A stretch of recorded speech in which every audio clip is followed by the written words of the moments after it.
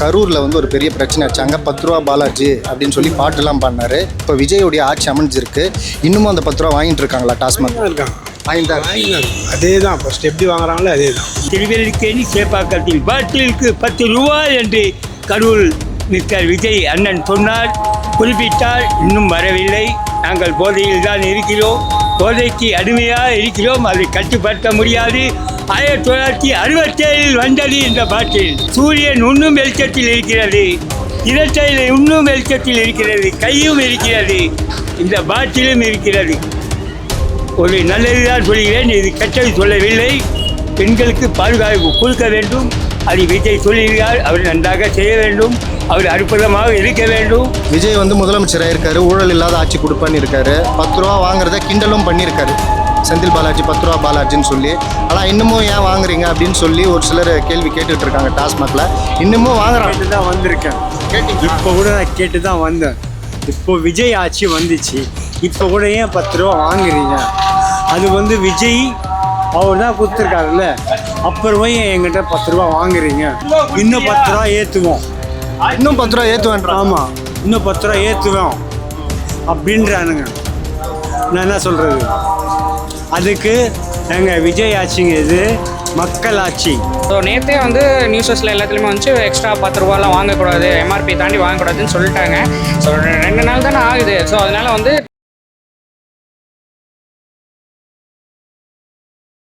Daylight news நேயர்களுக்கு வணக்கம். தமிழக வெற்றி கழகத்தின் தலைவர் விஜய் அவர்கள் முதலமைச்சராக பொறுப்பேற்று ஊழல் இல்லாத ஆட்சியை கொடுப்பேன், ஊழல் செய்யணும்னு நினைக்கிறவங்க அது மனசுலேருந்து அழிச்சிருங்க, எரேஸ் பண்ணிவிடுங்க, அந்த எண்ணத்தோடு இருக்காதீங்க என்னோடய கட்சியிலையும் ஆட்சியிலையும் அப்படின்ற மாதிரி ரொம்ப காட்டமாகவே பேசியிருந்தார். மக்களுடைய பணம் வேணான்னு சொல்லியிருந்தார். 10 ரூபா பாலாஜி அப்படின்னு சொல்லி கரூரில் அவர் கிண்டல் பண்ணி டான்ஸ் ஆடி செந்தில் பாலாஜி அவர்களை விமர்சனம் பண்ணியிருந்தார். டாஸ்மாகில் விஜய் அவர்கள் ஆட்சி பொறுப்பேற்றதும் ஏன் இன்னமும் 10 ரூபா வாங்குறீங்கன்னு சொல்லி நிறைய இடத்துல மதுப்பிரியர்கள் வந்து கேட்டுக்கிட்டே இருக்காங்க. அதை பற்றி நம்ம வந்து எக்ஸ்க்ளூசிவாக டாஸ்மாகில் இன்னும் எக்ஸ்ட்ரா 10 ரூபா வாங்குறாங்களா அப்படின்றத தான் இன்றைக்கி செய்தியாக பதிவு பண்ண வந்திருக்கோம். வாங்க பொதுமக்கள்கிட்டே கேட்டு மதுப்பிரியர்கள்கிட்டே கேட்டு தெரிஞ்சுக்கலாம். சிஎம் விஜய் அவர்கள் வந்து பொறுப்பேற்ற பிறகு சிஎம்மாக ஊழலே இருக்காது, மக்களோட பணம் எனக்கு தேவையே இல்லை அப்படின்னு சொன்னார். அதுக்கப்புறமா கரூரில் வந்து ஒரு பெரிய பிரச்சனை ஆச்சாங்க. 10 ரூபா பாலாஜி அப்படின்னு சொல்லி பாட்டுலாம் பாடினார். இப்போ விஜயோடைய ஆட்சி அமைஞ்சிருக்கு. இன்னமும் அந்த 10 ரூபா வாங்கிட்டு இருக்காங்களா? டாஸ்மாக் வாங்கினாங்க. அதே தான் ஃபர்ஸ்ட் எப்படி வாங்குறாங்களோ அதே தான். திருவல்லிக்கேணி சேப்பாக்கத்தில் பாட்டிலுக்கு 10 ரூபாய் என்று கரூர் மிஸ்டர் விஜய் அண்ணன் சொன்னார், குறிப்பிட்டார். இன்னும் வரவில்லை. நாங்கள் போதையில் தான் இருக்கிறோம், போதைக்கு அடிமையாக இருக்கிறோம், அதை கட்டுப்படுத்த முடியாது. 1967 வந்தது இந்த பாட்டில். அதை மறக்க முடியாது, இறக்கவும் முடியாது. சூரியன் இன்னும் வெளிச்சத்தில் இருக்கிறது, இரட்டையில் இன்னும் வெளிச்சத்தில் இருக்கிறது, கையும் இருக்கிறது, இந்த பாட்டிலும் இருக்கிறது. ஒரு நல்லதுதான் சொல்கிறேன், இது கெட்டது சொல்லவில்லை. பெண்களுக்கு பாதுகாப்பு கொடுக்க வேண்டும், அது விஜய் சொல்லியிருக்கார். அவர் நன்றாக செய்ய வேண்டும், அவர் அற்புதமாக இருக்க வேண்டும். ஒரு 10 ரூபா அவசியம் குறைக்க வேண்டும், விலை ஏற்ற வேண்டாம். கஜானா காலி இருக்கிறது, 10 கோடி கஜானா காலி இருக்கிறது. இதில் தான் உங்கள் முன்னேற்றம், தமிழ்நாடு முன்னேற்றம். டாஸ்மார்க்கில் பறிப்பணம் எதுவும் கிடையாது. வாழ்கள் வாழ்கள் டாஸ்மார்க்கில் என்று உங்களை விடல் பெறுகிறேன். பாட்டில் விஜய் வந்து முதலமைச்சராக இருக்காரு, ஊழல் இல்லாத ஆட்சி கொடுப்பான்னு இருக்காரு. 10 ரூபா வாங்குறத கிண்டலும் பண்ணியிருக்காரு, செந்தில் பாலாஜி 10 ரூபா பாலாஜின்னு சொல்லி. ஆனால் இன்னமும் ஏன் வாங்குறீங்க அப்படின்னு சொல்லி ஒரு சிலர் கேள்வி கேட்டுட்டு இருக்காங்க. டாஸ்மாகில் இன்னமும் வாங்குறாங்க. கேட்டு தான் வந்திருக்கேன். இப்போ கூட நான் கேட்டு தான் வந்தேன். இப்போ விஜய் ஆட்சி வந்துச்சு, இப்போ கூட ஏன் 10 ரூபா வாங்குறீங்க? அது வந்து விஜய் அவர் தான் கொடுத்துருக்காருல்ல, அப்புறமா என்கிட்ட 10 ரூபா வாங்குறீங்க? 135 ரூபா சருக்கு ஏன் 150 ரூபா வாங்குறீங்க? ஒரு 140 ரூபா எடுக்கலாம், ஏன் 150 ரூபா வாங்குறீங்கன்ட்டு நான் கூட இப்போ தான் கேட்டு வந்திருக்கேன். என்ன சொன்னாங்க? 150 ரூபா தான்ப்பா, இன்னும் 10 ரூபா ஏற்றுவோம், இன்னும் 10 ரூபா ஏற்றுவேன். ஆமாம், இன்னும் 10 ரூபா ஏற்றுவோம் அப்படின்றானுங்க. நான் என்ன சொல்கிறது? அதுக்கு எங்கள் விஜய் ஆட்சிங்க இது மக்கள் ஆட்சி. அது விஜய் சிஎம் ஆகிட்டாப்பில்ல, ஆண்டவன் புண்ணியத்தில் அவர் வந்து நல்லது பண்ணுவாருன்ட்டு நமக்கு எல்லாமே நமக்கு ஒரு யோசனை நல்லதாக தோணுது.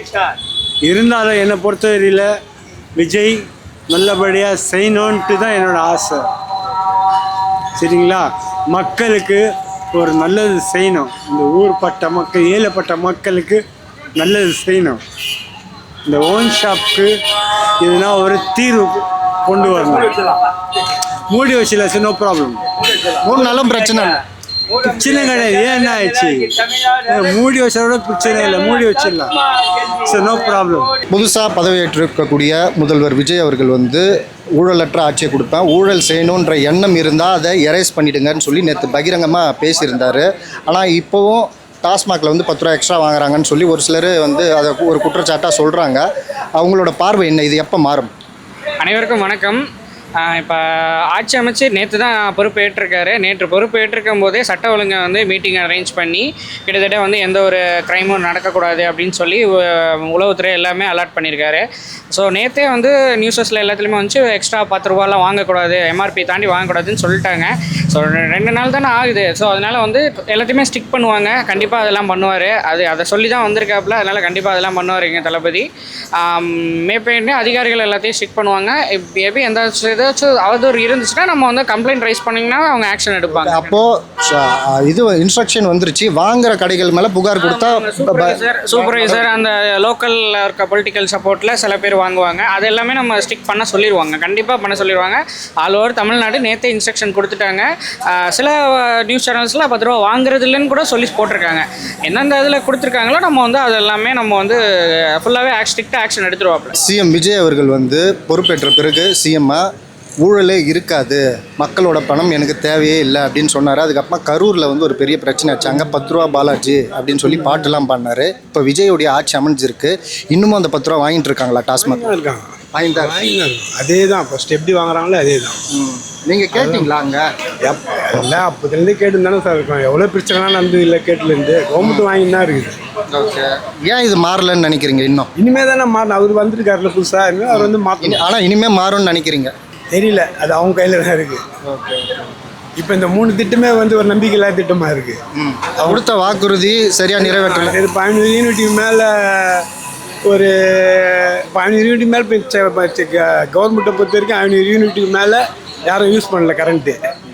முதல்ல 200 யூனிட்டு ஃப்ரீனாங்க. இப்போது 500 யூனிட்டு மேலே கம்மியாக போனாக்கா இல்லைன்றாங்க. அதுவும் 2 மாதத்துக்கு மட்டும்தான் அந்த 200 யூனிட் இலவசம் சொல்லி. யார் சார் இப்போ 500 மேலே தான் போகுது எல்லார் வீட்லேயும்.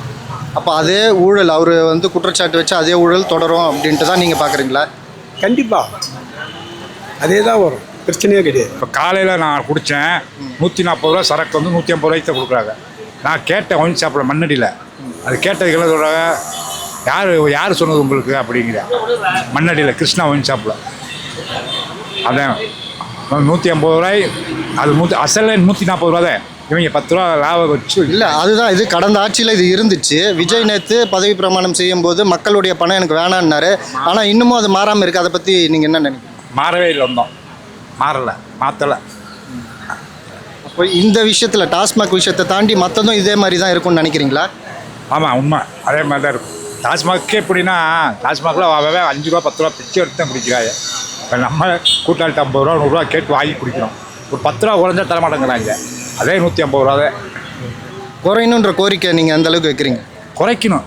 அவன் ஆட்சிக்கு வரும்போது சொன்னாப்புல போது, நான் ஆட்சிக்கு வந்துட்டா பாதிக்கு பாதி ஆக்கிடுவேன்னு விஜய் சொன்னாப்புல. என்னது சரக்கு ரேட்டு பாதிக்கு பாதி ஆக்குறேன்னாரா?